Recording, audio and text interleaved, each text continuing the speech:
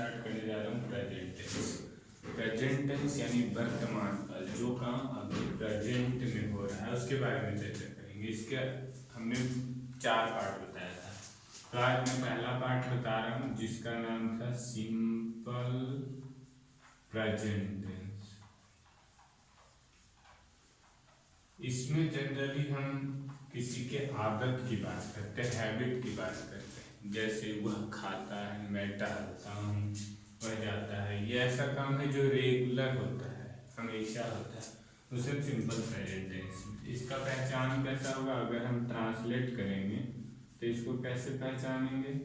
तो जिस वाक्य के अंत में ता है, ती है, ते है, etc लगा हो, उसे हम सिंपल प्रेजेंट टेंस में सॉल्व करेंगे। इसको बनाएंगे कैसे, ट्रांसलेट कैसे करेंगे? जैसे में वह खाता है, मैं जाता हूँ, तो ये सब लगा हो तो वो क्या कहलाएगा? सिंपल प्रेजेंट टेंस का। इसको बनाने के लिए क्या स्ट्रक्चर है, कैसे बनाएंगे? तो इसका स्ट्रक्चर है आपको बनाने के लिए, सबसे पहले सब्जेक्ट। सब्जेक्ट क्या होता है? जो किसी काम को करता है, उसे सब्जेक्ट का हिंदी होता है कर्ता। यानी यहाँ पे काम कौन कर रहा है, खाना कौन खा रहा है? वह, तो वो हो गया सब्जेक्ट। उसके बाद लगाएंगे वर्ब। वर्ब क्या है? तो काम, कौन सा काम हो रहा है? खाने का काम है। तो वर्ब में 2 वर्ब, एक V1 होता है और एक V5 होता है।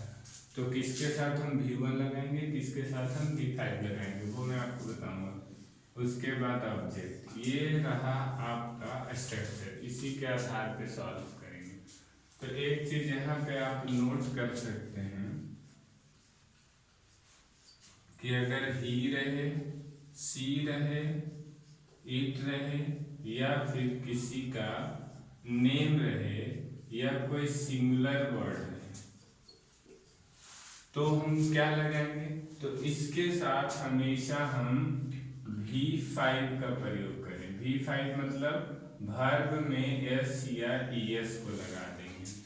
जैसे इट्स हो गया, गोज हो गया, ये सब हो गया V5 हो गया। ये किस में लगाना है? ही, सी, इट, या किसी का नेम हो या फिर कोई सिंगुलर थिंग हो। अब रहे आई, वी, यू, दे, या फिर कोई प्लुरल चीज हो, तब हम उसके साथ V1 का प्रयोग करेंगे। ये नोट है, आपको इसे याद रखना है, तभी बनेगी। इसमें जैसे ईट है तो ईट ही रहेगा, गो है तो गो ही रहेगा। ठीक है। अब इसको कैसे ट्रांसलेट करेंगे? जैसे था वह जाता, वह खाता है, तो वह का क्या होगा? ही के साथ ईट का क्या होता है? ईट। तो यहाँ पे ही सीट नेम के साथ एस या एस लगाना, मतलब हो जाएगा इसका ट्रांसलेशन ही इट्स। अब है मैं जाता हूँ, तो मैं का क्या होगा? आई, और आई के साथ एस या एस नहीं लगाना है, तो आई गो। ठीक है। हम लोग टहलते हैं, हम लोग टहलते हैं, तो क्या होगा इसका? हम लोग का भी टहलना क्या होता है? वाक। अगर इसमें ऑब्जेक्ट रहेगा तो ऑब्जेक्ट लगाएंगे। जैसे वह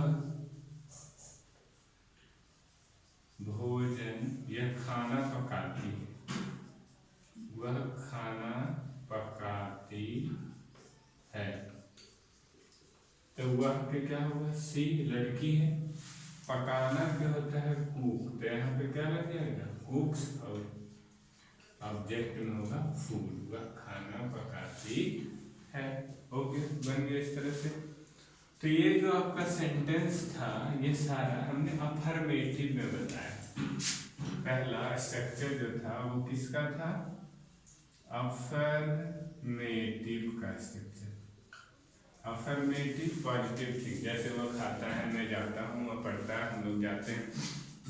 अब अगला है निगेटिव। निगेटिव मतलब नहीं, जैसे वह नहीं खाता है, मैं नहीं जाता हूँ, हम लोग नहीं पढ़ते। तो इसका कैसे ट्रांसलेट करेंगे? तो देखिए, दूसरा निगेटिव। निगेटिव का स्ट्रक्चर बताते हैं आप लोग को।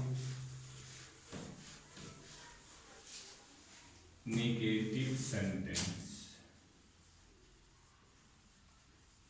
पहला था अफर्मेटिव, दूसरा निगेटिव सेंटेंस। जैसे हुआ, इसका स्ट्रक्चर क्या होगा?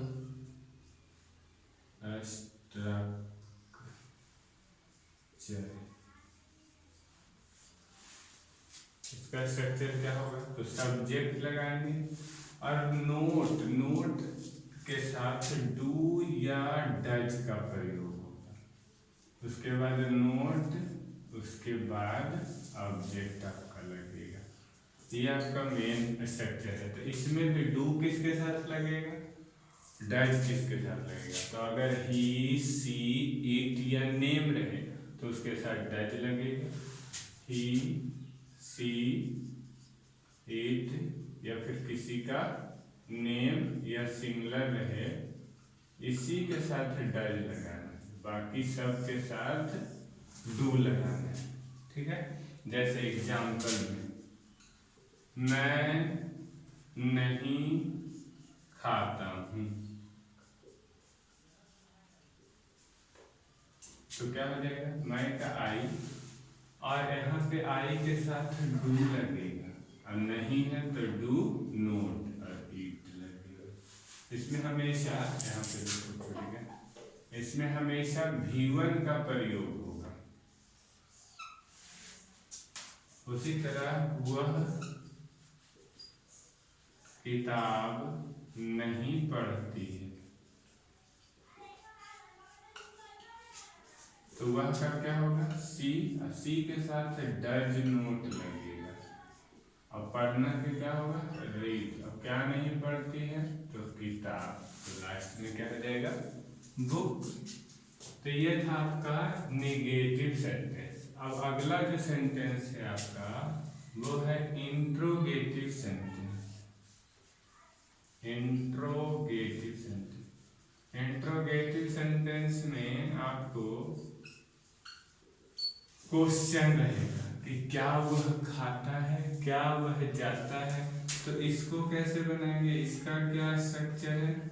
तो सबसे पहले इसमें डू या डज का प्रयोग हो, उसके बाद आपको सब्जेक्ट लगाना है, उसके बाद आपको V1 लगाना है, तब जाके आपको ऑब्जेक्ट लगाना है। जैसे रहे एग्जाम्पल, क्या मैं खाता हूँ, क्वेश्चन मार्क।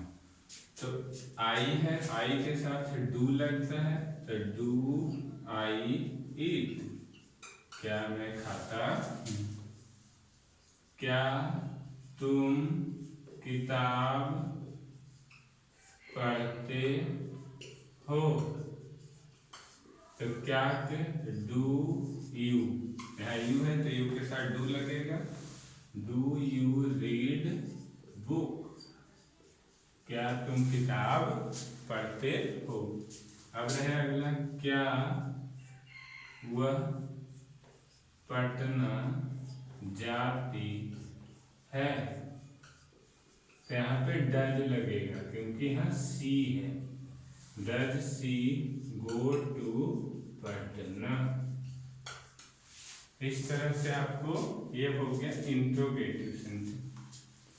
एक है इंट्रोगेटिव निगेटिव सेंटेंस, मतलब क्या वह नहीं खाती है, क्या मैं नहीं जाता हूँ।